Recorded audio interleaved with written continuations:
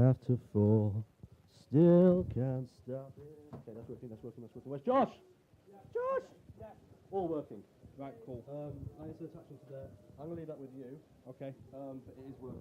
What I have to do is make sure that's always on. Turn it off for now. Yeah, turn it off for now. Save battery.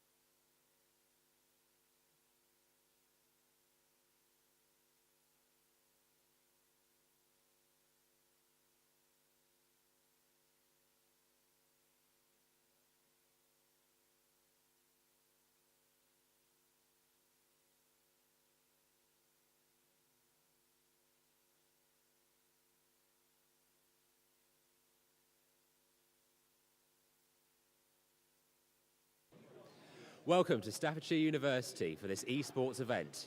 My name is Ben Marvel, This is Louis de Montfort. Louis, tell us about today's programme. Well, warm welcome to all our Twitch followers, but if you can't follow us on the live stream today, then for those who are here in the Leak Road venue, then do have a wander around to see the most amazing activities that we have on offer. So today, joining us in the LRV today, we have the Video Game Society, we have the Fighter Society, we have the Super Mario Smash Brothers Society, we have Staffs TV, and we have the Game Development Society joining us. So give them a massive shout out to them. We'll be back in 5 minutes, but in the meantime, go on Twitter and use the hashtag esports at Staffs Live and let us know how you got into gaming. We'll now take you over to our casters. See you in a moment. Yep. Hello. We are part of your caster team. I am Chris Boddy. I'm joined here today by Xander. Hi there. Hello. We're going to be casting some of the games today. We're going to be casting Overwatch. Next to us is one of the lead casters as well. You are... I'm Tom. This is Tom. He's nice. We have League of Legends today at 5 p.m. And 4 then... p.m. Oh no, sorry, 4 p.m. I got confused with the times. Yeah, League of Legends today.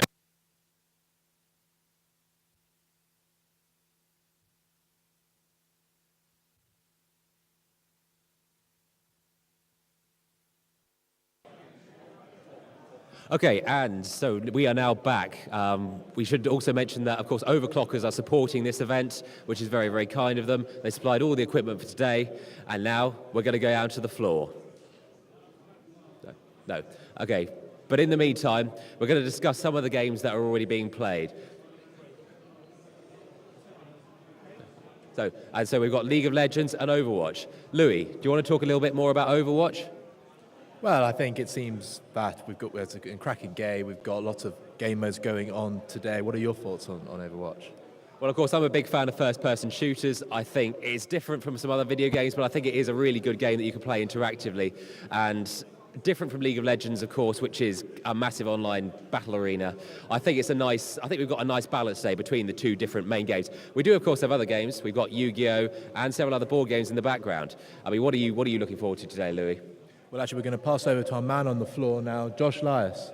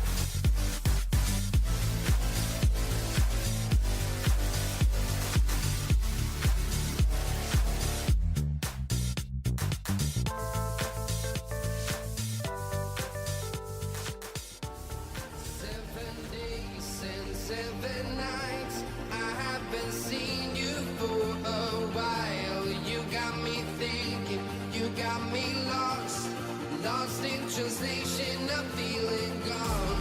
But for now, all I have to say is hello, goodbye. But for now, all I have to say is hello, goodbye.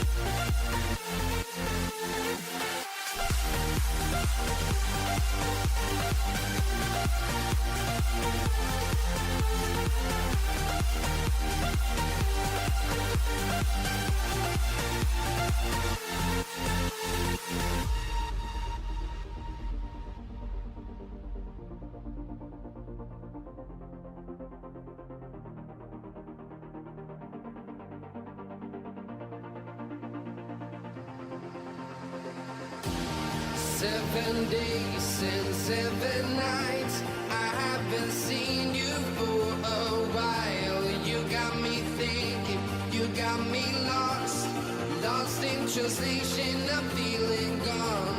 But for now, all I have to say is hello, goodbye. But for now, all I have to say is hello, goodbye.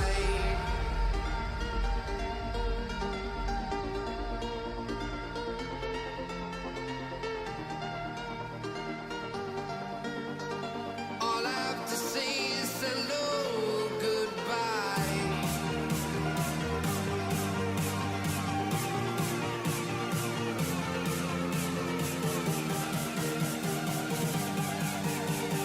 All I have to say is hello, goodbye.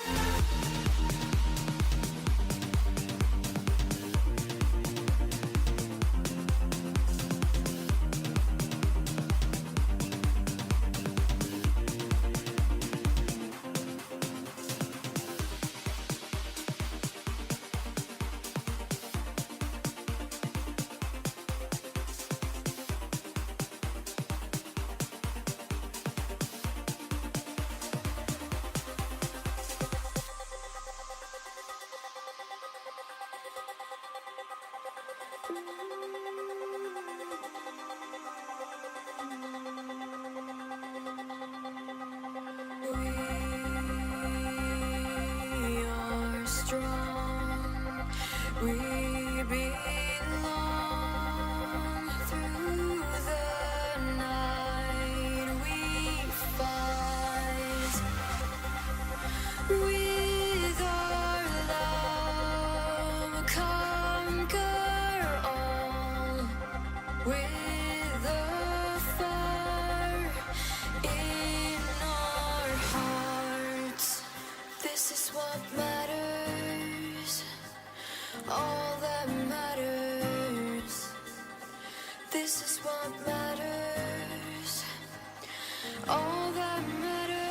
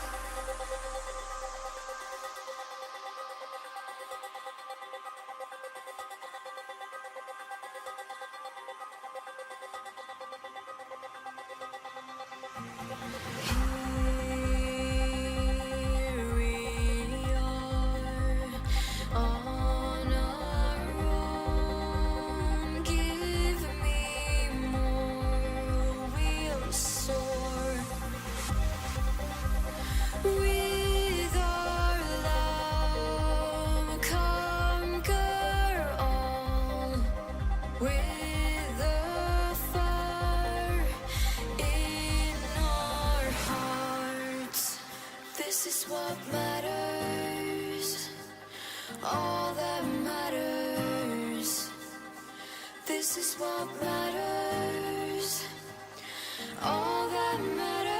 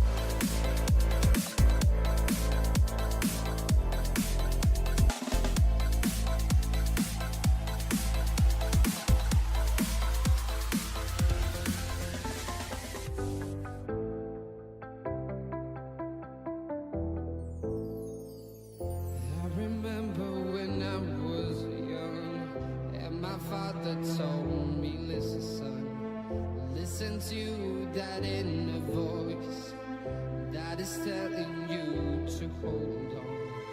Hold on to what you believe, a belief much bigger than a dream. He said, take your step and go and explore what's about to come. Hold on to what you believe, a belief much bigger than a dream. He said, take your step and go and explore what's about to come. Hold on to what you believe. Hold on to what you believe.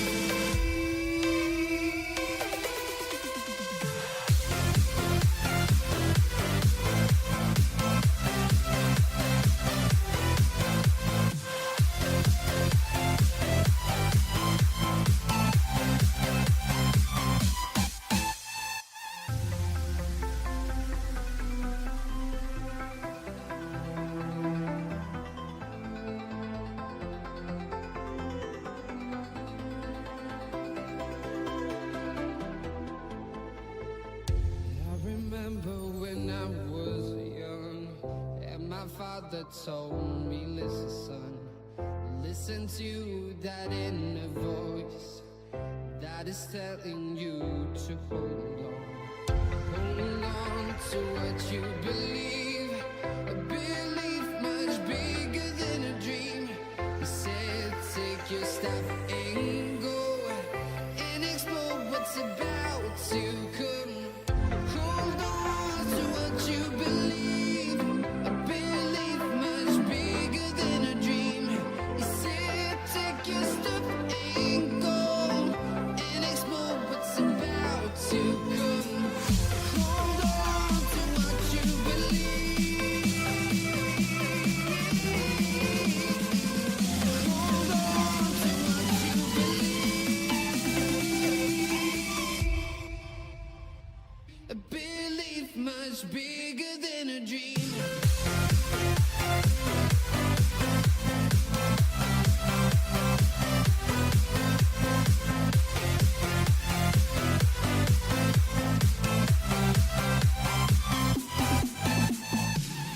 Hold on to what you believe. Said, take your step and go and explore what's about to come.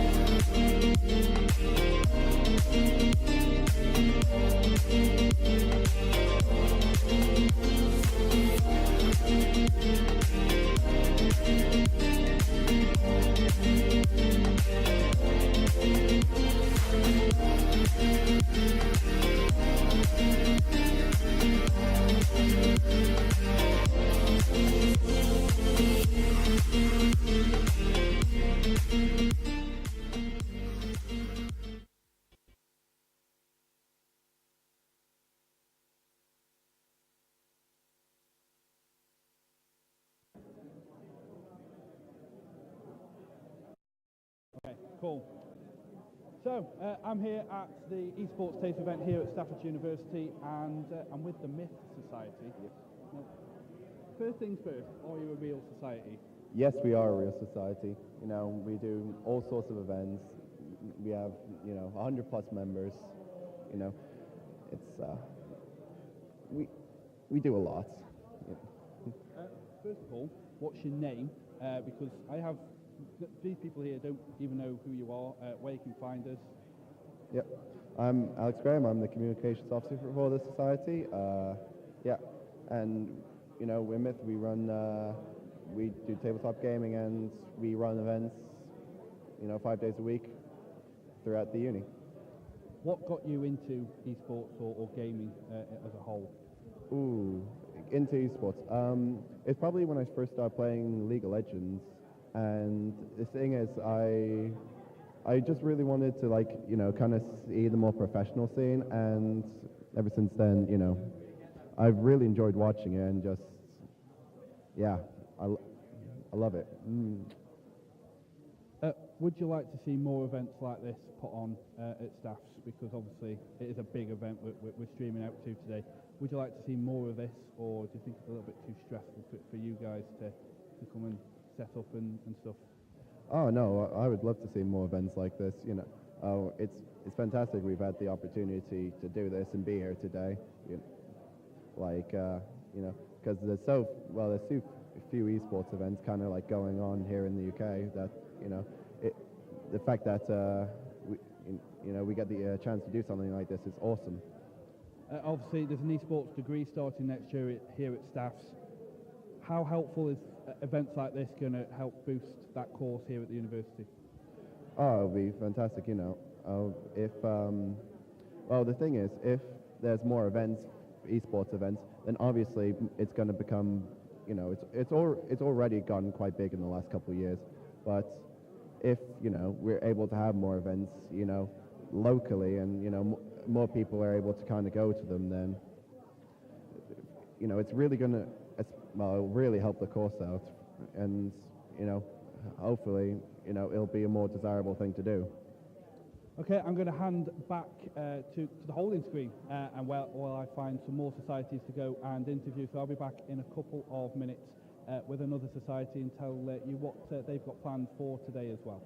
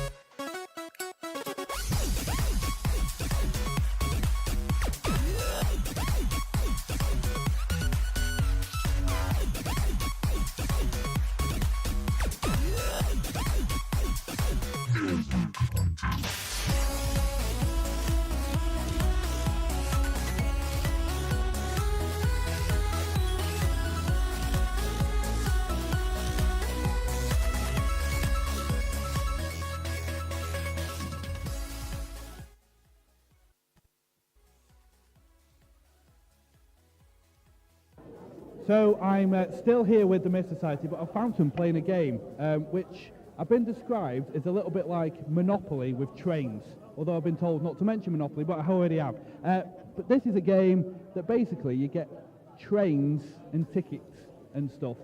Here's Andrew to explain more about this game, because he knows a little bit more. Yeah, so you link up the games, you link up your trains to the different stations, and you collect tickets, and I think the winner gets the most tickets wins, is that right? The most points, because each ticket is worth 70. Yeah, so each ticket's worth a different amount of points, and whoever gets the most points wins. So yeah, like most games, points win prizes, prizes win games. In terms of your favourite game within the Myth Society, what is it? My favourite game would have to be Dungeons and Dragons, because I'm a huge nerd. You know, I like the board games as well. Like I say, not meant to mention Monopoly, but Monopoly is the one everyone knows. That one's a lot of fun. Splits families apart. My grandma once threw it in the bin. Really, really good. But you know, outside of all that, I enjoy Warhammer as well, which we've got just down the end over there.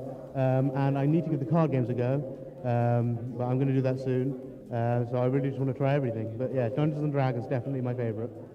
Obviously, Keelgate staffs later on today. Who's going to win League of Legends and who's going to win Overwatch later today? Well, I'm not an expert on either of those, but I am an expert on Keel and Staffs, and I think you'll find that Staffs is far superior to Keel. You're bound to say that as a Staffs uni student, but yeah. You could say I'm biased, but then also I think you just look at the facts. No, I think may the best man win. I think, you know, I don't know who's going to win, but may the best man win. In terms of events like this held at the university, would you like to see more of them, or obviously I'm assuming you'd like to see more? Well, running the Myth Society ourselves, we run some events similar, and we're going to be hopefully running our own sort of board games, maybe in the LRV, we're not sure yet, but maybe running our own events. We're doing a board games jam with VGS in January, so that's a big event that we're going to have, making board games, huge prizes to be won, anyone can join, that's going to be a lot of fun. But yeah, no, there's lots of events, you just need to know where to find them really, and you need to keep your ear to the ground and listen out for them. So that's the Myth Society, and Andrew, come back in a couple of minutes. I'll be speaking to Rachel about the esports degree that Staffs University is going to be starting this time next year.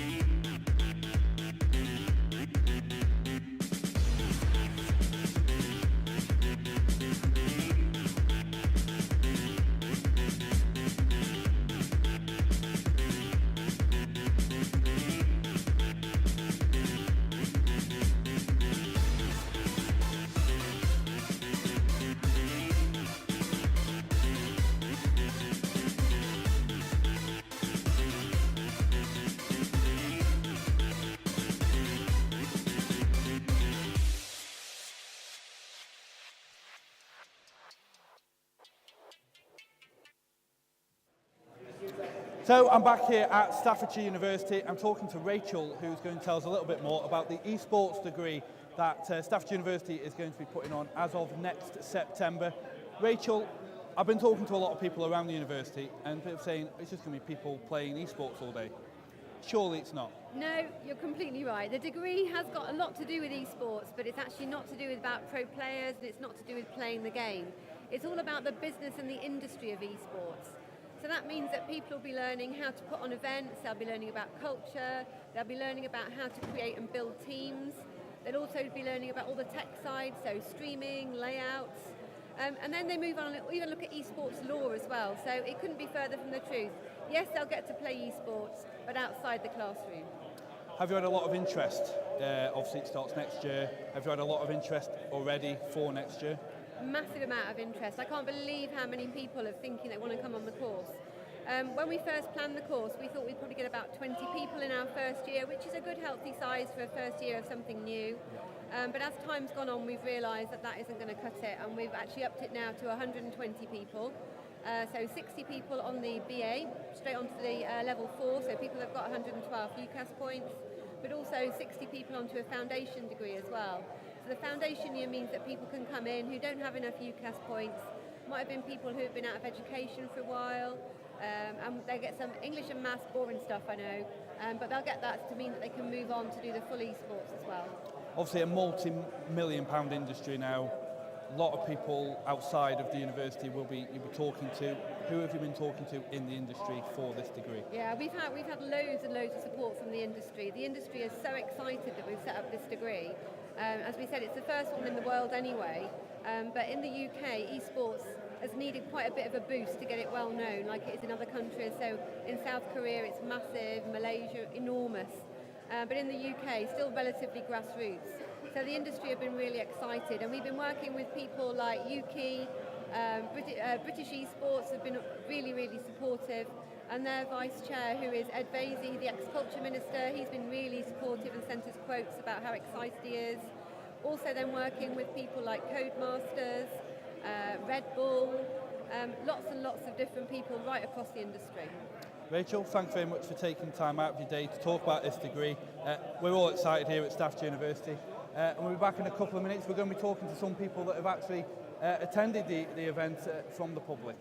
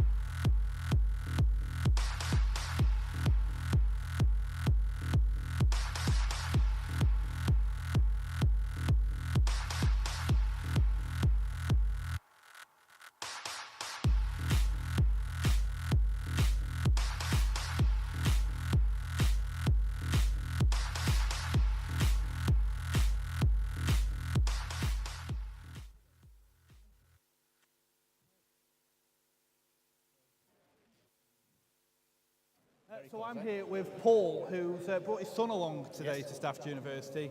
Obviously, he's interested in esports. He's at that age now where he's thinking about going to university. Is he interested in the esports degree here? That's exactly why we're here today. We came down for the Taster Days in August for the actual esports degree, and he got the email earlier on this week to say this event was on. So we've actually made the journey today to come and obviously make some more acquaintances, get more involved, and just get a general feel for it. Where have you travelled from today? We've actually just travelled a little way down the M6. We've come from Wigan, so it's not a great deal distance, but a few miles this morning. In terms of your perspective as a dad to somebody that plays esports, there's a lot of expensive equipment around here. Have you been having to fund that for Alex? Well, fortunately, I've played online games myself. Not to the level that he's looking to play at, but I've done before. So we've got a basic rig. We are looking to upgrade that. I'm looking at building a new PC with him over Christmas. But yeah, so the funding does come from me. That's pretty much all we wanted to get you in for, just to get your perspective. Are you enjoying it so far? Yeah, today's been brilliant. And from the course perspective, from any parent's perspective, like I say, it's a little bit unnerving thinking games is games, so you just think about like computer games. But the actual course was more about event management, setting the rigs up, setting everything up, and there seemed to be a lot more, from my perspective, transferable skills that were used in the more general workplace as well. So I was really, really enthused about the actual course itself. Yeah. We've asked a couple of people around here about who's going to win later on between Kiel and Staffs. Obviously, we've got League of Legends, and we've got Overwatch later on this afternoon. Who's going to win? Well, I'll be rooting for Staffs, obviously. But we'll see. Let's hope for a really competitive game. Okay, thanks, Paul. I'm going to speak to Kiel in a short while, so come back in a short while and I'll be speaking to Kiel.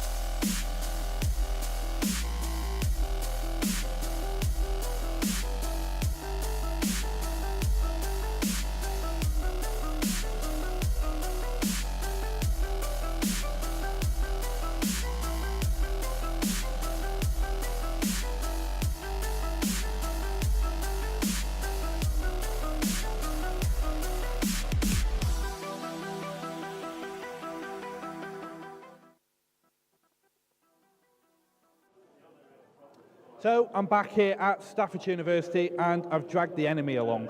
I've got Kiel here, Matt, isn't it? It is, yeah. League of Legends or Overwatch? League of Legends. I have no idea. Can you explain to a novice like me what League of Legends is? Well, it's a 5v5 game with towers and champions. Yeah, the aim of the game is to destroy the enemy nexus. It's like a team fight game, I suppose.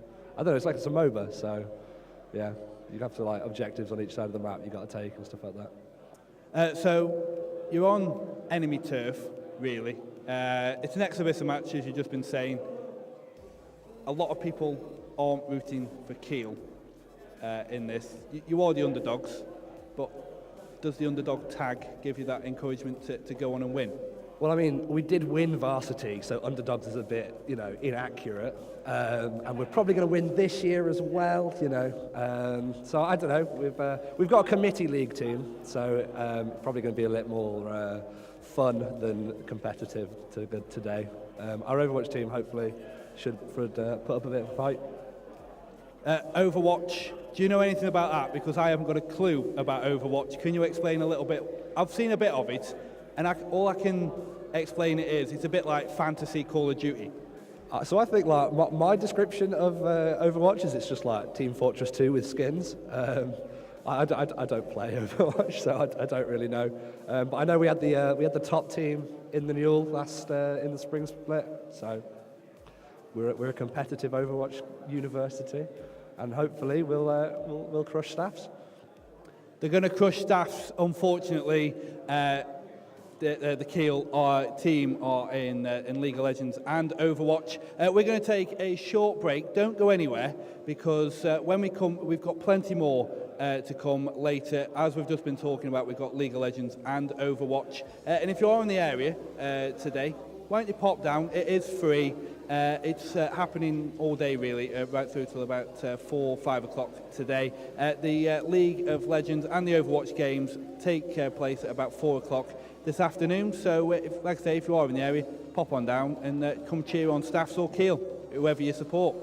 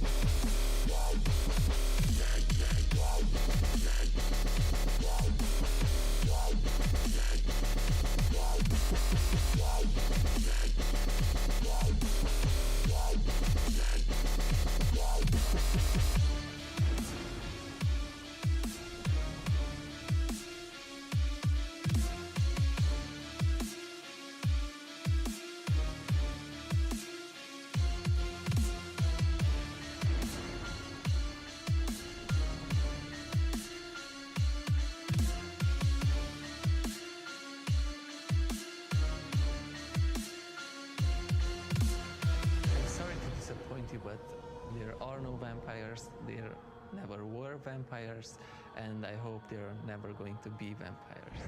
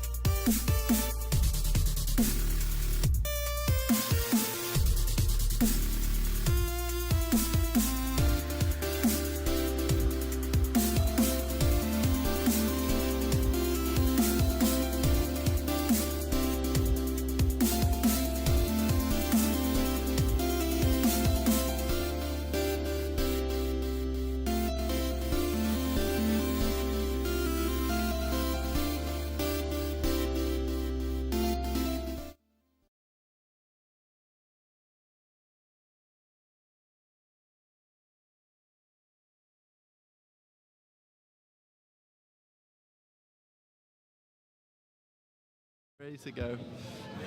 We're live right now. Oh, that is very, very loud. We're going to have that, get that away. Put that back slightly. There we go. We're back in live. So we're going to have a quick game of public Overwatch. I'm joined here today with Joe. I'm Xander. Let's get ready for a nice little game. We have Pancakes. It's Yogi, who tends to only play Junkrat. We like that, though. Now, some of these accounts are being used by other people. That's the only problem, so Oh. I wouldn't go on exactly what their names are. I feel like It's Yogi only plays Junkrat, though. If you play on It's Yogi's account, you can only play Junkrat. Yeah, you will have to play Junkrat, and that is unfortunate because they will be locked into that Junkrat pick. Yeah, you're forced. You're forced. If you're on that account, you have to play Junkrat. So whoever's there right now, I hope you do play Junkrat. Make us all proud. We're getting into the game here. We're playing Eichenwald here. Quite a difficult first moment to take. So we'll see who's on the attacking side. So we have blue team over here quickly locking in. Pulse will take the Junkrat off It's Yogi. That's quite the intense play right there. Controversial pick, some would argue. It's Yogi just doesn't know what to do. He takes the Roadhog. That's perfect. Simple, We'll take that. Simple. I like it. So we have when a you don't know three. what to play, that's usually what I go to. The Roadhog, just run around with hit your that hook E. and you've got a kill. Yeah. I mean, well, it doesn't really work like that anymore. I mean, Doesn't it? Roadhog was quite nerfed into the ground, the poor boy, but now he runs around with a nice little biotic grenade in his mouth, and there's not much you can do against that. He's pretty much invincible. Oh, that sounds horrifying. Yeah, so on the red team here we have Moonrune. We're going to call him Moonrune because we can't pronounce his name because it's comprised of Japanese letters. He's taking up the Doomfist here. Might be a little bit hard to play with, but we'll see what he can do. We have a Genji and a Soldier and just a Winston. This could be quite the aggressive team. Versus, though, they are playing against a Roadhog and a Diva. There isn't much defensive capabilities there, considering the defense matrix is only 2 seconds now. What do you think about that, Joe? It looks like they're going for an all-out offensive play on the defense, which I don't disagree with. I think if you're better, strictly better than the enemy team, then you can put it on. However, like you said, they haven't got the Reinhardt to shut off choke points. They're really just going for a sort of, looks like they just want picks more than anything here. They're going to open hooks, and they're going to try and lock in some of those Junkrat picks with traps. Yeah. So we've got 5 seconds. We're coming in now. It looks like Pulse will try and get off some poke damage here. Quite interesting. They're very, very pushed up here. Yeah, playing very high up. That could spell downfall. There's the trap. Poor Winston trapped in a little Junkrat trap there. We don't like that. We don't like the spring traps. They are quite disgusting. He will go back on point though, because the Genji does go back out. The entirety of blue team goes back to first point, allowing the choke point just to be rushed through right now. Mercy attempting to get to that Winston, but just can't quite get through that wall there. It looked like Genji there was basically just trying to pull the team back, give them a little bit of room to work. And we are seeing trades back and forth here. This Radical Spook is doing a lot of work here. Unfortunately, the Junkrat is throwing a lot of bombs straight into the deflect. Soldier, that's 3 down on the blue team here. The red team's really making a strong push. Dragon Blade already up here. Will he use it, or is he going to save it for the next fight? I think they've got it secured already. That's it. That's it. Shift striking in. Not much you can do about that. Moon doing some damage on that Doomfist though, quite good. I like that a lot. First point, catching it under a minute. The red team are absolutely destroyed. They're on fire. They just went in there. They melted the team. The Genji came in the back there. There wasn't much they could do. The problem was is that 2 men in the team just went straight back to first point. And that is Genji getting picked off on the red side there. And Pulse is quite angry. He will throw a couple of those concussion mines in there, and there's not much you can do about that. 240 burst is quite intense. There's not much you can heal against that. It looks like they are waiting, and they are going to reset here though. So it's not going to put them back too much. Blue team will pick up the Reinhardt here, something they should have done a long time ago. They weren't really given much time though to even try switch it up because they were just absolutely matched. And Winston throwing him off the side of the map there. Very angry monkey. And he will jump up. Will he kill him? Will he kill him? Will he kill him? No, he won't take him down there. The Junkrat will escape. And the Dragon Blade will come out. Radical Spook not doing really that much of it. Pulse taking out the Mercy with They managed to get 1 or 2 picks, and it looks like they've got on the back foot here. Will he get Pulse more? running away. Will he make it? He No, will he's dodge away. those shurikens mid-air. And he will get taken down though, unfortunately, by the Hanzo. What a shame. does look like the red team are just sort of showing absolutely no signs of stopping here. There is no mercy here, and there was no mercy in that fight either, because he was immediately taken down. That's feedback we got there. The red team are continuing pushing. You've got 3 members on the point at the moment, and they're keeping them pushed back nice and high. The Roadhog is coming in from behind though. Can he find a pick with the hook? He doesn't need a pick with a hook. He's just using in behind, whole he's hog. just running behind it. Wow. He's using whole hog to just take them all out. This is the first time we've seen the blue team actually hold a push, and they've managed to sort of secure the payload here, it looks like. Pulse taking that Hanzo out. He will continue to push the Mercy here. He does not want to have a fight with this Genji. Radical Spook is very, very dangerous here. I'm taking care of it. Does go down. It looks like the red team here really just need to allow for the full reset, but they are getting picked off by the Roadhog at the back there. He's Winston absolutely continues to get trapped. I think he just likes to eat those at the moment. big model. It's a very big model. It's too big one. And the Dragon Blade will go down. Will he take out the Mercy here? Continues to run towards them. He has no shame. The soldier just running off the edge of the map, terrified of the Dragon Blade there. He just watches the pulse, and I think he will just... I don't know whether he was celebrating there or... I think that was what, some BM. Mercy will res him though. Well, this pulse likes to be in the air a lot, doesn't it? He's certainly getting around. He's really actually secured that push for his team that's going to get him the second point here if they are pushed off, and that looks like it's going to be it. That was down to the Genji play early on there. The Dragon Blade taking out the Mercy and pushing the soldier off. Well, you can see the golden blades here, the golden and Talok with the Deadeye. He did run around the entire map to pull that off. I'm not sure how quite worth it is now, as the payload is still pushing, and they're quite close to spawn. I mean, it looked cool. It did. But no, it looks like they have stopped the pushing here, and now they are holding on the payload, which is important. It's important to take the momentum away from the attacking team. Soldiers taking down that very, very dangerous Genji there. Are those Symmetra turrets? Is this an attack Symmetra? Attack Symmetra coming out. This is the BM. This is the BM that we really want. I don't know if you can complain, to be honest. They are winning, so knocking in Symmetra. Maybe they want to get that. I'm not sure. On this map, is the spawn quite far away? Because they could be doing it here just to get a teleporter a lot closer to the payload. Right in the doorway. I haven't seen it been done before, but we can see it being done It's the first time for everything. It is the first time for everything. Mexi with that double kill there, but Symmetra will continue to push in and kill the soldier. The pulse going down to that Zenyatta there. He doesn't care, and Moonrune still doing a lot of damage here as a Symmetra. He is 95% on that ultimate. Zenyatta still has his ultimate. We could look at a very, very strong push coming up here. And it did look like when they held him by the door, they've not managed to push him back from that, and it looks like this is probably going to be the last fight if the red teams are the winner here. No, it's an early pick there on the pushes Mercy. in, will take out that Mercy, preventing any tempo resist from coming out. This could really change the way of the fight right now. Ooh, takes out the Winston in ult. Well, that's how you do it. Are they backing out? Zenyatta using ulti. Questionable. He needs to get to that Symmetra. He goes down. He wastes that ult there. Hang on. But he continues to put pressure on in the back line. Talok just standing there, and he misses all 3 balls. Quite upsetting.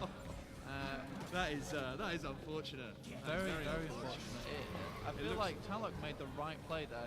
By standing still, he created the intimidation factor, and it just prevented all those balls from even hitting. Usually when I'm aiming, I expect the opponent to be moving, so that is an issue. So I feel like it's not actually their fault at all. No, definitely not. The Hanzo are really disliking this Junkrat here. He will continue to throw arrows in his face, and he will just get bombed into absolute oblivion. There's not much you can do against that. Mexi continues to pull up kills. I have seen him on the kill cam actually, and Mexi has a very, very, very good aim. Yeah, sure. We're keeping going here. And Mexi will bring out the ultimate here and continue to fire on. He will take out the Mercy, which is a brilliant play from him. Sleepy goes down. I'm not sure why Sleepy isn't on the Pharah. He needs to be on that Pharah. He needs to be taking out that soldier and the Junkrat. They're absolutely holding them back here. They've only got a minute left to get this. It's inches away, but the blue team is really in control at the moment. I'm not sure what they can do to push him back. The Winston is trying to buy them time to get onto the point, but he just goes down. Zenyatta with the ultimate again. I'm just a bit late. These Zenyatta ultimates are very confusing. But the Sarcasm will take down 2 with his Dragon Strike there. Res goes down onto Winston, so he comes straight back Mercy into is the still fight. alive, so she can bring some people back up. Symmetra looking for those kills there. Will get on the Roadhog. You can't do anything against a huge laser beam, unfortunately. That's just, you can't out-damage that. But you continue to stay alive. A valiant effort from that Roadhog there. It looks like if there's no more contesting, they're going to have to run just back on as fast as they can and just get a player on it. It looks like it may be over here. And that's the it. First game goes to the red team there, round 15 one. seconds to spare though, so we do have to, I mean, you can see Yeah. that shield gen just in the left-hand side there, really adding to the game there. I feel like that's so much play did. Yeah, it was a long grindy game for them there. There was a lot of back and forth, which is what we like to see. We don't want to see a stop. It was a very powerful push in the beginning though, wasn't it? Yeah, that them securing the payload within the first minute there, really, you think if they could have just held for another 15 seconds, it all would have been different. It would have been different, but now they have a very, very hard slog on their hands. They will have to get to the third point and take the first point again, whereas the enemy team will have 1 minute 15. We'll see how it goes down. We've got 15 seconds on the clock. Blue team will take out the Pulse on the Junkrat again. On attack here, Mexi on the Farah, we've got a Reinhardt, a Mercy, it's Yogi with the Soldier play and Diva. The enemy team with red team, they're going for a Zarya Roadhog, that whole hog into the Graviton Surge combo. I'm taken by surprise here, we have a Torbjorn pick. I feel like I've been tricked here. You have been massively tricked into this. I've been tricked again. Who are you? I'm Chris, you. how have you come on there? I just appear in places. We've had a and cast switch them. out. We switched out from Joe over from there. Joe to me. Okay, for this second match, we'll see how it goes. 25 seconds on the clock. What do you think of these team setups here, Chris? I am liking the defensive lineup from Team 1.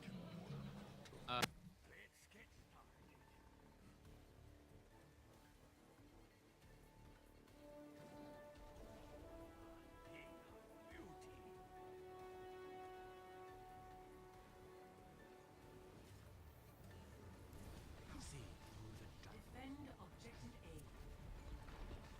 Where does it hurt?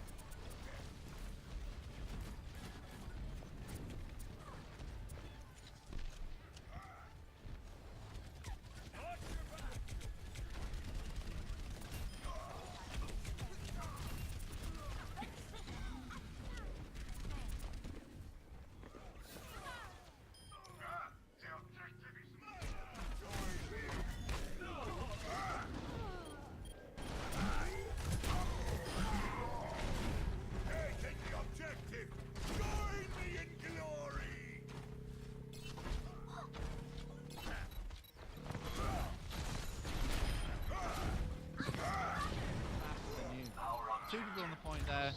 5 minutes 37 to go. Just an incredible push, even better than the first one. That was a very, very strong push right there. That's one of the fastest pushes I've seen in a long time, especially on Eichenwald. Eichenwald is a very difficult first point to take. Like you say, Chris, I feel like that Torbjorn, very aggressive at the beginning, not playing too defensively, may have lost on that first point. Yeah, it was very hyper-aggressive. With the turret and working with that. Dragon Strike comes out, not going to get many targets. He will pull Mexi in the there. hook though onto Mexi. I think Pancakes does get the res off though. Torbjorn looking for the Reinhardt, picks him up. Valkyrie Scatter coming arrow out. onto Yogi, res onto Taylor there. Leah trying to take out Mexi again. Mexi's down once more. Talok finding the Torbjorn. Will he bring out the Battle Mercy though? That's what we really want to see. Self-destruct going down, taking out the Zenyatta. Roadhog, only guy left. Will he use the E? Will he survive? No, he will just get punted in the face with a huge rocket hammer. Nothing he can do about that. Oh, the charge. And the charge onto Completely. Mercy! Oh my god. Nothing can save you now. Yeah, once you get pinned, that's pretty much it. Unless you get slept or died, that's it. Pulse using the Riptide, getting the solo kill onto Torbjorn. Oh, narrowly missing the charge there. He onto will Leobra. continue to push into the base. This Reinhardt is a complete battle god. He will refuse to back down here. Diva being D-maxed immediately. She's been pushed back. Are they going to stagger her? That's the question. No, they will just kill her immediately. No mercy for her. Yeah, got a little bit out of position there, I think.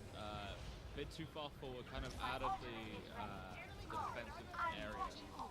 Once again, we do see Pulse here. Always in the air. I feel like he spent more airtime than Farah has at the moment. He just loves using concussion marks. Gets what? 2 kills. Res comes out on his pulse though, as you talking about it. Sarcasm picking up the scatter arrow kill onto Epic Fail 01 there. The Diva going down. There's no defense matrix for Mexi does have Barrage here. Oh, Barrage is available. They are all Not quite clumped getting up. the flank. Will he make Using the play? Concussion blast to knock himself back a bit.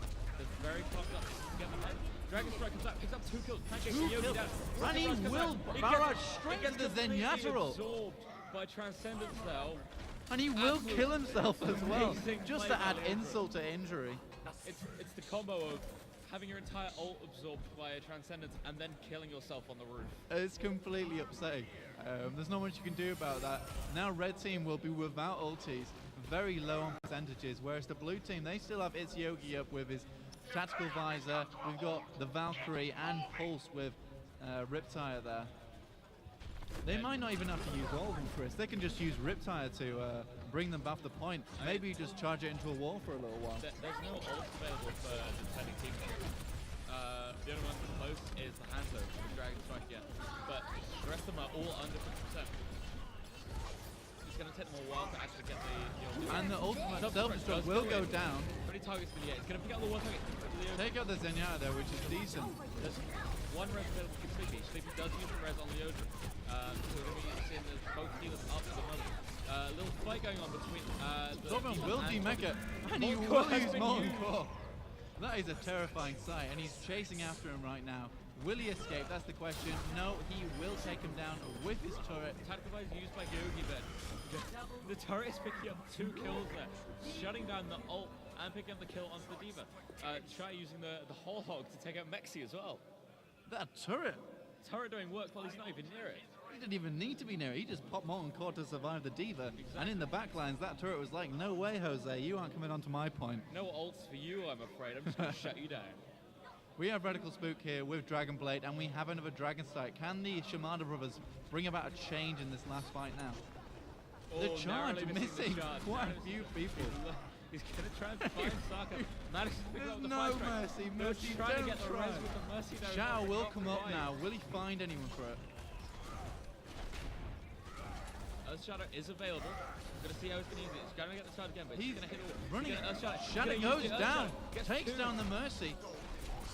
There's nothing else he can do. The Genji is trapped in the room. Will he take him out? He will. Ooh. Nice takedown by Mercy. I know. Oh, sorry. Triple kill and from the turret takedown Riptire. as well. Pulse will continue to push in there. Will the Roadhog be able to clean up? That's the question. He heals them up. He can't do much though. Mexi continues to push in on pressure. Has the barrage now. Valkyrie comes down from the enemy team. Dragon Blade coming out from Radical Spooky. Sarcasm bringing out the Dragon Strike. Dragon Strike as well. The combo of the Shimada brothers ult is being used there. Torbjorn has picked up 2 kills. That turret is doing so much work. He's picked up 2 kills right now. The with attacking turret. team just completely shut down there. There wasn't much they could do. They pushed in. I thought it was a great push, but the Torbjorn turret just melts them.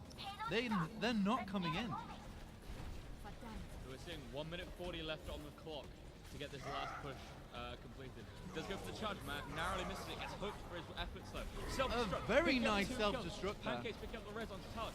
He's going to continue the tempo. Mercy, Sleepy managed to Mercy's get, still the not res dead. onto Chai. Mercy's still alive. Continues Mexi to picking up fly 2 around. kills. Whole hog Turret comes out, takes out and the Pulse. Sarcasm as well. Sarcasm, Chai picking up a whole hog kill. Pulse being res immediately afterwards though. Whole hog managing to de-mech the Diva. The Tac Visor will come down. Will it find anyone here though? He seems to be just aimingly. And the Torbjorn Molten Core attempts to try and win the match, but they will take the second They round. managed to do it with 1 minute 49 left on the clock, so that's what they have left for the third push. Pulse, a questionable good game well played there. That could cost them still, defeat. Yeah, they still have the chance. It's definitely possible. So we'll see what kind of team setups are. I'm assuming they're going to go very, very try hard just to end these pushes.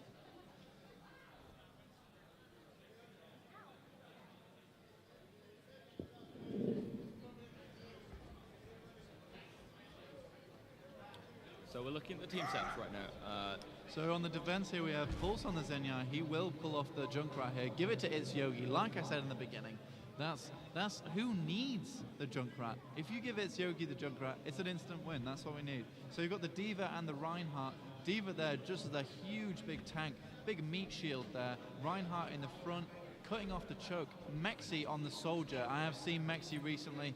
If it's the same guy that was playing early, he has very, very good aim. He can definitely bring about a change here. On the enemy team, we have Moonrune switching off to the Soldier. We have a Winston, a Mercy, a Farah, and a Hanzo. Slightly confusing, definitely against the Reinhardt. It could create a problem, really, because unless he's using the Scat Arrow to destroy the shield, I don't think he's going to get very many arrows in there. Now, we have seen Moonrune swap onto the Orisa, though. Was playing Soldier, so we'll see how that works out for them. We're seeing Farah go over the top there. Is going to get the flank on. Is supported by the Mercy, so we're seeing a pharmacy combo right now. D.Va will continue to put pressure. Off to the edge of the map. Back. But there's some serious pressure being applied to Farah at the moment. A lot of attention is being diverted right now. The Red Does team eventually been get taken hit down, though. I think the Mercy got taken out earlier on, and then obviously they just follow up on Farah, and there's not much you can do. She's not really sustained.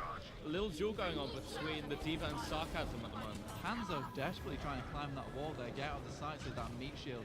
Very scary with the new rockets that D.Va has now. There could be a big shot coming out. Shatter comes out, managed to hit 2 heroes. We're going to see Sleepy getting very low. Does narrowly survive. He takes him out. He got the pin. Oh my god. They just need to take that Lucio now. They have 4 seconds on the clock. Will anyone get on point? I don't think they're getting it. They're on there's point 2 now. on point. There's They Lucio, get quickly taken down. Lucio though. and Farah on the point. Can they survive long enough for the rest of the team to push it up? It doesn't look good. But Farah it's with a very 95% on that ulti, not quite enough to bring it out. They will take them down. Overtime ticks going down, and red team will lose. That was a very strong hold from the blue team there. We'll see if they can get a draw now, you see. Yeah. It is quite easy when you are concentrating very hard to hold that first point, but we'll just see how quickly the battering ram can come through. So they do have 1 minute 49 to capture. I believe it only has to be 1/3. It's only one tick. It's only one tick. 1/3. So we'll see how that goes. Just looking at the is that the attacking setup of D.Va, Soldier, Mercy, Reinhardt, Zenyatta. We're going to see who Mexi's going to pick up. Mexi, I would say probably the Farah. I'm going to say it's a Farah. I'm going to say a Farah for the flank of the buildings. Yeah. Supported With by that Pancakes. Mercy, yeah. Pancakes has been bringing out some very, very nice reses this entire game.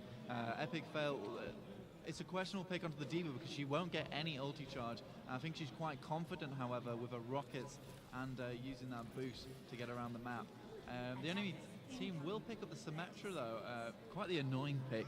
We'll see if they can take down the Symmetra quickly before she can get the teleporter up. But it might mean that it's Yogi or Mexi will have to switch off to a Tracer. Yeah, we might see that change. If one of the tanks swaps to a Winston, that's usually a good counter to Symmetra. You just instantly take out any of the turrets that are in an area, and then that's it. Your Symmetra is shut down. When you play Symmetra and a Winston comes along and he brings out his little electric charge, it's a very depressing sight to see all 6 of your turrets go down. So Mexi will run in here. Oh no, it's Yogi. Yogi does run into the turrets. He finds them, but they get taken out very quickly. A little bit of skirmishing going on. Mexi will take out the Hanzo immediately. Yeah. Pick up the kill on Stockman. We're not seeing if he's being supported by the pharmacy, but he's not gone over the flank. He is currently just sitting at the bridge area. I think he's coming in now, though. He goes over the Reinhardt. Reinhardt desperately trying to keep that shield up, keeping away. He does hit the fire strike, though, and he gets pinned. He gets pinned into the wall. Ooh, good pin there. The attacking Reinhardt doesn't sacrifice his life, and he still gets the kill. And the tick will be taken right down. Now. I think this is going to be a solid push, and this is it. This is GG. Immediately. GG, Chris. GG. Chain goes to the blue team. A very, very nice push there. I feel like Mexi did very well. Tarlock with those pins, though, insane. And Moonrune, to be fair, it was justified that he did get this play of the game. Yeah. Here we go, chasing after the D.Va. We did see this. This is the and then he kill, walks out and he has a look at that turret and he's like, you do the job, man. You do the job for me. I like to imagine he gave like a little nod to the turret. Torbjorn 10 like nodded at the turret. Was like, thank good you, job. man. Good job. You did well. And Pancakes, once again, 33% of the team damage. He's very good at keeping those teams up, isn't he? Yeah, that's a solid amount of healing. Nearly 20,000 on a 5 5-point game there, basically. No, it was very impressive, to be fair. Very, very solid number.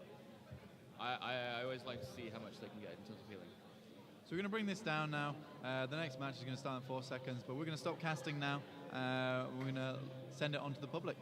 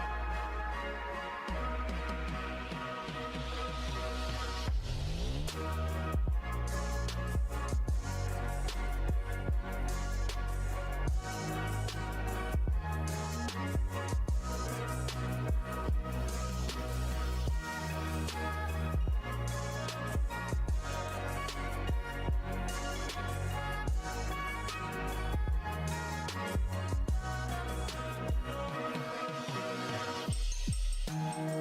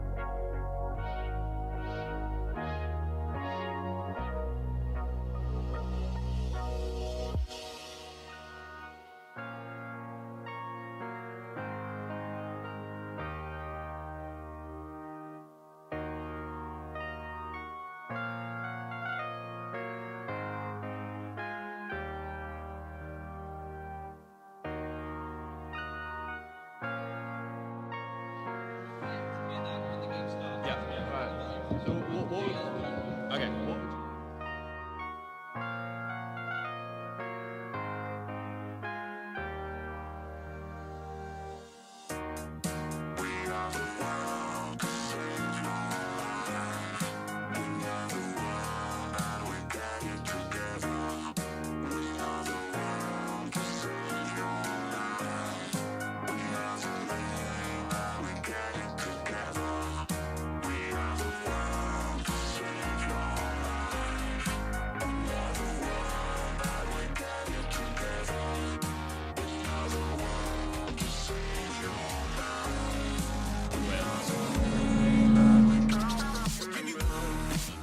Hi there, welcome back to the Overwatch public games.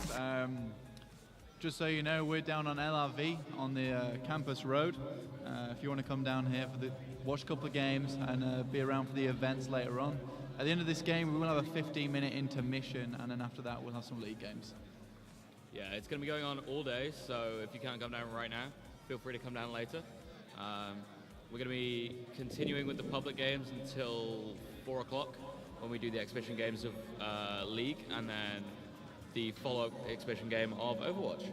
Yeah, it should be really fun. We have some good competition tonight with Staffs versus Kiel. We had a little look at the gameplay last night, and they both look like very competitive teams. Yeah, some very strong players on both sides, so it should be a very, very good game. So here we've got Temple of Anubis, just playing some public games now. We will see what the teams go for. So we've had a quick switch up. We've got some new players in. We've got Moon still on. It might be a new guy, actually. We don't know. Might be just using his account. Yeah, it's a public game, so it might still be set up. Yeah, looking at the teams, we've got Junkrat and Farah, a lot of AoE damage, as well as the Tracer for the flanking. And then the supports of Lucio and Mercy. Lucio, very good AoE healing as well. Pretty just strong, consistent healer over the whole time. And the D.Va as a solo tank. I mean, the D.Va as a solo tank, it could be a bit of a problem, unfortunately, just because it won't create too much pressure on the top layer, especially when they're coming through the point. They're going to have to really rely on that Junkrat to create the pressure as they come through the audio.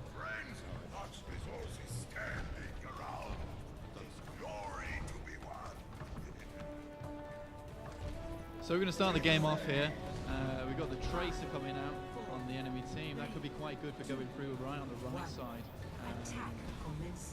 Maybe they can push it quite through. The enemy team is playing quite aggressive here. Yeah, they're looking for that early push. They're trying to get up into the defending area as early as possible. We're seeing Cavalry just kind of go behind. I'm expecting a Tracer main, considering the name, but we never know.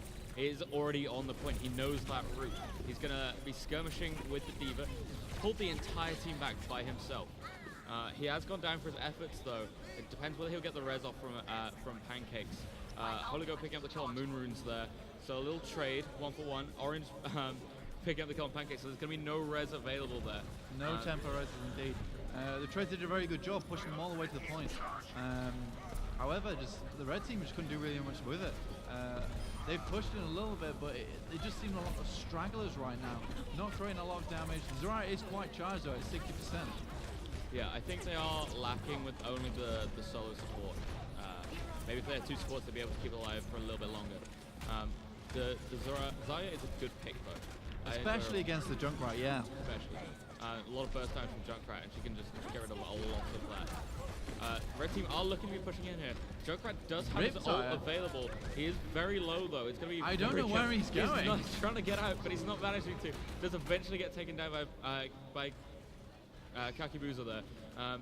We are looking at a strong kind of push from all areas of attack at the moment. Attack are coming out here. Has been used. Getting damage boosted by Pancakes. Managed to pick up, take D.Va out Will of the mech. the D.Va, which is quite big. What else? And the Riptide comes from spawn. Will get slapped, but immediately rezzed afterwards. There's not much you can do against that. Yeah, we are seeing some aerial domination from Chai on the Pharaoh here. He's getting some damage out, but not actually picking up any kills. But that's more than enough just to contest. The pulse bomb will come out. The anti-tracer pulse bomb. Fairly upsetting for that orange player there. They're just resetting at this point. Everyone's full HP. The Zarya and Kakibuza will have ultimate for this next fight, especially with Steve on that Pharaoh with Barrage. Could we see a nice little combo there? Yeah, that was a very nice reset. They've all got back into point. Yeah. Self-destruct is going to come out. It's going to no shield. No shield, but it doesn't matter. Only picks up Pancakes. Orange and pick off Steve as well. This is looking really. Oh, this is looking very so good nice fire strike there. It's looking so good for the red team. The charge does come out. Hits the D.Va. Shatter is still available. Come back to the point. Yes, please. Soldier point damage on that Mercy. Will he take her down though? That's the question. He will slap her right in the face there. There's a strong push from the red team. Shadow was never actually used, and the Rocket Barrage is still available. We're going to see what's going to happen with this. That could be quite a powerful push on the second point. If they can really move in there. Chai is out in the front and will be taken down to Helios Rocket there. Yeah, we are looking at Lucio about to have Sambar available. He might be able to Quantum will take out the Moon Rune. Oh, very good. This is strong. This is even less of the defensive speed. Technical Visor has been used. Zaldi's taken out. There's no sound barrier available. They can do against this. There's no sound. Earthshadow has been used as well as Rocket Barrage. Junkrat does not know what to do in this situation. And there's the push. That was such a strong second point push. 4 minutes 24, Chris, there. That is crazy. We had a great time there with that first push. First push a little bit difficult. They were pushing them back quite a lot there.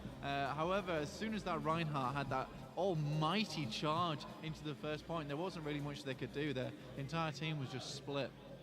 Yeah, having Earthshatter and Rocket Barrage available for the second point is so key. You can just run in immediately. As soon as you know they're available, you can run in and you can disrupt the enemy team by taking them by surprise.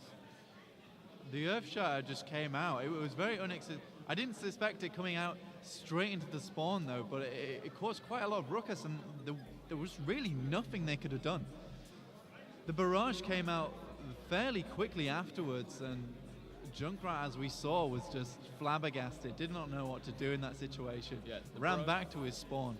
Very scared. Ended up being more of a zoning barrage more than anything, but it did the work they needed. They could take the point without much contest. We have a little complaint there that Pancakes is in Japanese. Could quite change the game from there, but hopefully it doesn't cause too much problems. So on the red team, defensive team, we have Lucio, the cavalry. We have Holy Go on Soldier and Mercy. We have a Orisa pick here, which could be quite strong, especially on this top level here. After the new buff, it's become quite difficult to take down the shield, so the perpetual shield there could be really strong. Alongside with that Roadhog throwing those hooks out. There's not much you can do about that, Chris, is there? No, not when they're sitting behind the Orisa shield. Like, the Roadhog is just going to throw out hooks until he gets someone. There's not really a lot the attacking team will be able to do about it. He was sitting down in front of their spawn there, a little bit cheeky. That is very cheeky. Bit of BM going on there. Yeah. Especially with the Kakibuza on the Junkrat as well as. They're going to have to deal with the Orisa shield. This is a very fast rollout from the Orange move. Going to try and get in as much early damage as possible, but he's not going to get through that shield. Zaldi will immediately go down to a concussion mine. Yeah, as well as Moonrune's going down to Kakibuza as well. Steve managed to get the hook onto Orange. This is a very strong defense at the moment. Leodron does res Orange, but he immediately goes down to Polygo again. So the res kind of used for no effect there, really. Do you know what really is quite interesting here? That Kakibuza is already on 80% of his ultimate. Only 30 seconds into the game. He's got his ultimate already. It's crazy how fast you can charge Junkrat's Riptide. The amount of damage his concussion mines do if you're hitting them consistently is so high. So we will see them try go off the right, the left here, but Kakibuza is just blocking it off. He may as well have a shield over there with those grenades that he's throwing out. Yeah, Orange has swapped to the Genji. He was taken down and then gets rezzed by Leodron. But that means Rez is on cooldown for 30 seconds again. They're going to be waiting. Well, Leodron does have ultimate up now. Valkyrie is available, yeah. As I was talking about, it becomes available. What that does is it gives you a charge of your Resurrect as well as letting you be able to fly around. So we'll see how he uses that. Narrowly missing the pin on the Roadhog there. Orange on the left-hand side getting pushed back by a Lucio and blasted in the face by that Junkrat. Yeah. Moonrune is just upsettingly sitting in spawn there. I think he's sad. I think he's a bit sad. Here comes the Riptide. Another he's Riptide. He's going to be looking for a minimum of one. There he will take the Leodron. He does get Leodron with the Riptide. Only a solo. He could have got more out of that, but Leodron is more than enough. The Resurrect I think that was a very key because he's got his Valkyrie and he just took him straight down there. Yeah. Tank Visor comes out. What's he going to pick up? He's going to pick up one. He picks up Kakibuza as well as damage. And he's in the backline and he's taking them all out. The Lucio does finally take him out there. Holy Goat getting 2 kills as well, falling up onto Orange and Zaldi. Leodron desperately trying to get the double res out immediately. This poor Holy Goat is just raining down hellfire on them right now. Yeah, he's got such a strong high ground position at the moment. He is going to be looking for Leodron. Not quite getting the kill. Managed to take out Chai with the Helix rockets there. Leodron's Valkyrie has run out. How Pancakes Earthshadow will go taken down. out by Orange though. Earthshadow has come down. He's going to get taken out on his push though. Orange coming back in there, doing some work. Mini D.Va shooting out those little shots. Not much you can do about those, especially when you hit headshots that are a lot more dangerous than you think. Holy Goat with another attack visor. D.Va does go there to try and counter him, but doesn't do as well as she might think, especially when she doesn't have that 8-second defense matrix. 3 seconds on the Helix rockets. Let's see if he can take out the D.Va here. Yes, he will. Steve just sitting down there, Chris. Steve, yeah, just had a quick chilling. sit down. Just chilling. He's confident. He's chilling. He's fine. It's like a cucumber right now. Moonrune's in the backline. They know he's there, but is there much they can do about it? He is very low, 6 HP. He's going to back off and get some health. Oh, he's not even going to back off and get some health. He's Orange so with the Dragon Blade. Orange will get a double kill onto the Cavalry and Pancakes. Is he going to get more of it? 1 second. He gets taken down taken just out by before Holy he gets Goat the again. strike. Gets res though. He is in the backline. Self-destruct does come out from Holy Goat Zaldi. is looking for this Not going to jump pick right up any kills with it though. Kakibuza finishing off Zaldi with a concussion mine and a He get kill out onto this. Leodron as well. He's Kakibuza trapped taking onto him down. Orange. And he will take out 2. This is a strong defense from the red team here. They've only got 15 seconds left to take the And point. he whiffs the shotgun there. There's nothing he can do when he shoots that shotgun above the head. He will continue to throw grenades in there. 6 seconds on the clock. You're not coming out of there. You're Riptide staying is in. available. He runs down. Is he going to use it as a zoning Riptide? No, I Tactical Visor Oh, has this could been be an used. amazing Riptide here. Holy Goat has used Tactical Visor. Double Riptide picking up kill. 2. Holy Tank Visor Goat with getting the Tank 3. Visor. Steve getting another kill with the whole hog. And Holy Goat finishing off Moonrunes with the Helix rocket right at the end there. That is a GG to Team 1. That was a crazy game. Let's see what the play of the game here is. Holy Goat. Holy Goat. I think it's the the last triple one. right at the end. Yeah, Right at the I end. think so too. We might be right here. It is in the overtime. Press Q. He's getting Nothing zoned out by the left to Genji, do. but it's more than enough. He picks up 2. He picks and up the the third Helix with the kill with rocket. the Helix rocket while the Riptide goes off as well. The cavalry there with that nice aim. Don't need aim when you've got an aimbot.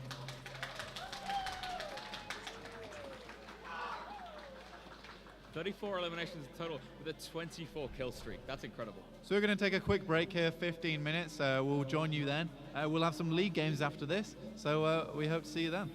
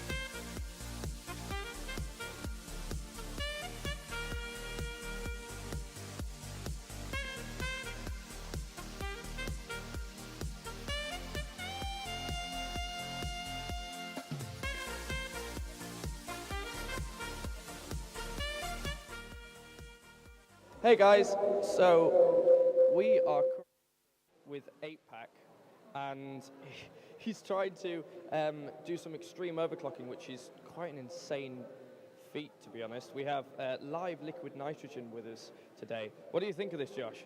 It's a bit cold, isn't it, liquid nitrogen? I mean, I've just been looking at what he did have on his computer before it crashed, but I don't know what's going on. I don't know how that's doing that. Well, so overclocking, well, to be honest, I'm not the best person to explain. Do you want to give a quick intro whilst you wait? Well, overclocking is essentially like tuning a car. Like you're taking a stock product and pushing it past what it's designed to do and seeing really how far you can get it. So for your average gamer, it's just free performance essentially.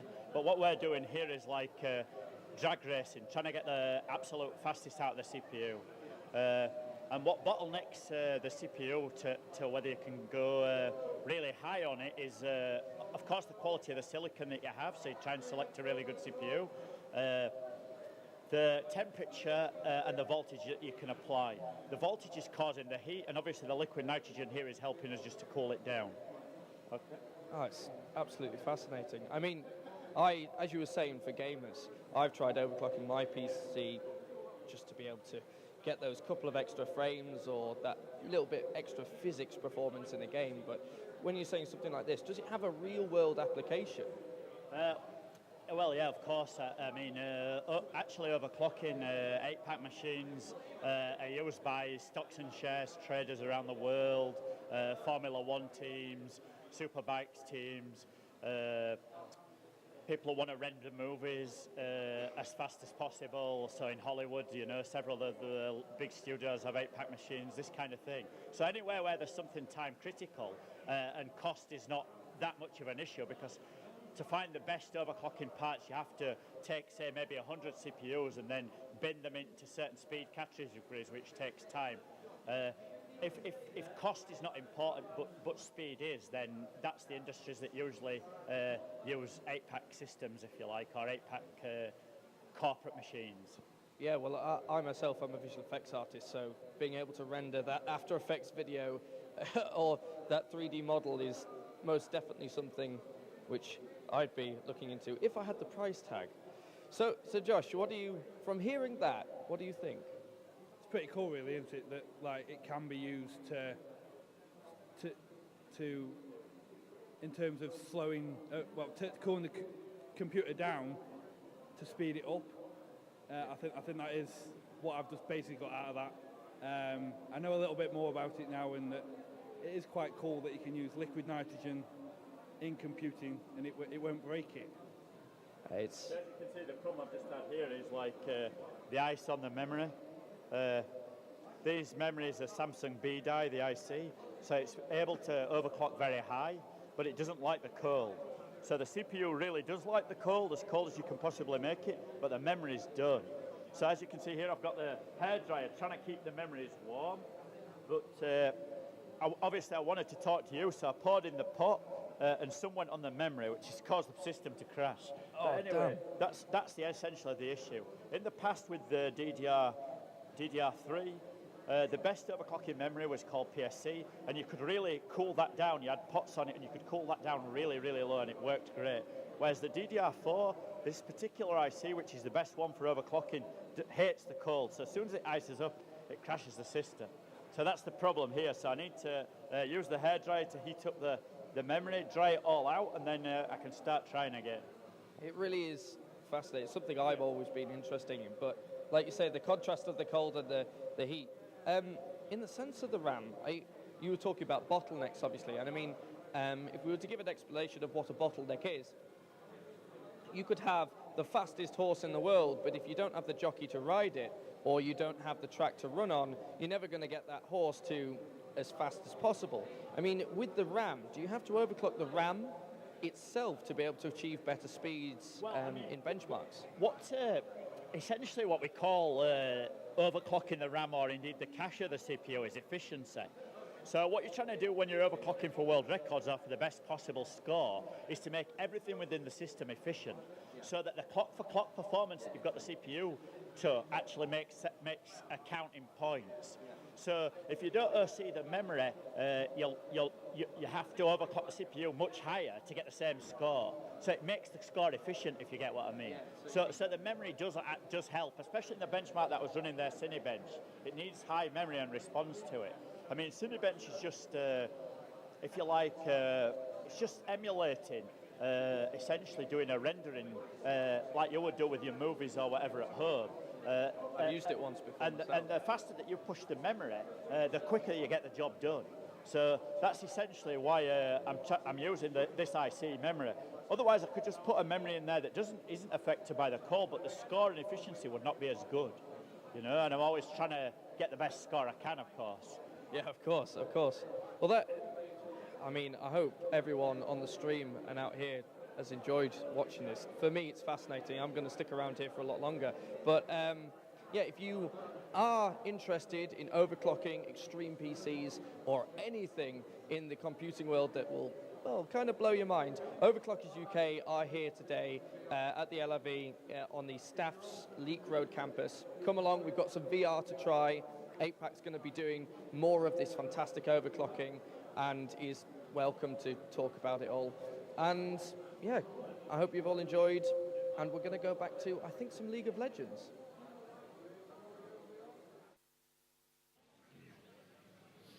Are we starting?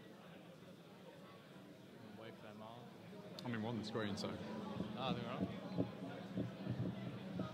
Yeah, we're on. Okay, sweet. Hi everyone, what's going on? I'm Jordan. I'm Tom. And we're going to be doing the casting for the League of Legends match. We've got a 5v5 tournament draft pick. And we're going to get that started very shortly. And As I can't do much right now, they're just setting up the game. But as soon as they're in, we can start talking about any bans, picks, what might work well, what might not. Oh yeah, feedback. Obviously, we've never seen these guys play before because of pubbies, but we can deduce from what they've got going. Yeah, with Worlds going on at the moment, we might actually be able to see a fair amount of Worlds-related sort of picks, which would be interesting to see. Yeah, it would be good to see the Ardent Sensor Rush supports, which is definitely popular at the moment. And hopefully we see some good playing from both sides. Hopefully it's not just a sweep by one team. That would be quite upsetting. It would. Be nice to see some. I like the games with where they're getting early barons. Yeah, especially with the Rift Herald as well now being such a vital part of it. It's good to see people rush the Rift Herald and manage to get that out on objectives. It's really good for as well for if teams are quite behind. And it's really good to see teams get on the objectives and prioritise who that's on. And hopefully we see some good objective pushes, maybe grouping up like mid-game. But yeah, it'll be interesting to see what people pick. There's also been some changes to Dragon recently, haven't there, with elemental elements put into it. Yeah, so with the elemental drakes, they work a lot differently to the old ones. Obviously, they stack with Elder Dragon, which would be really cool to see if there's any fights around the objectives, which is something you see a lot, obviously, in Worlds and those sort of things, and lane swaps. But yeah, expect some fights over Drag. Hopefully there's good communication, but again, remember these guys have only just sort of grouped up today. Some will know each other, some won't. So don't expect this to compete with Worlds, but we are seeing some good ranked people. We've seen a few a diamond, we've got some gold, silvers, and a few bronzes. So the teams are relatively balanced, and yeah, it should be interesting to see. Watch out for that provisional player. Yeah, you never know. That might be a Smurf. You don't know. This could be a good one. Could be a very good one. Yeah, it might be the provisional diamond or challenger Smurf that we've all been waiting to see come out. So as far as League goes, what's in the sort of meta at the moment, in your opinion? At the moment, you've seen a lot of tank. It's still revolving a lot around tanks. I wouldn't be surprised to see a Gnar in this game going either top lane or, well, probably just top lane if anything. But yeah, as you can see, we're going into the draft picks now. We're going to see who gets banned out first. Banning being picked by Two Girls, One Draven. You won't and, talk about the name. So Lulu banned out first, so you can tell that they're obviously aiming to get rid of the Ardent Sensor rushing characters. Yeah. Lulu being a very good character for that at the moment. The next ban, Darius as well, so there's obviously someone who's got a bit of beef against Darius on the top lane. Yeah. Probably some bad experiences. Janna as well. So it seems like the left team are just trying to get rid of the Ardent Sensor rushing characters, because obviously with Ardent Sensor it gives you that extra 10% shield and health. And getting that item early game as a support can really take off in a lane. It can give your ADC the potential to dive tower really if they wanted to. The red team, banning Ornn, and then the blue team now banning Cogmore. Tristana now going as well. Tristana actually was played on Friday by Misfits, and they actually nearly beat SKT running a Tristana in Leona bot. They took their games 2-1, and then it ended up as 3-2, sadly. But there's obviously some people who've probably had bad experiences with Tristana. Trundle. Now we're seeing the picks. So Trundle's been taken by 2 girls, 1 Draven. Weird pick for 2 girls, 1 Draven. Yep, you'd think so, yeah. Now we're seeing a J4 on the other side, so that'll be the jungler. We got the Lee Sin pick here.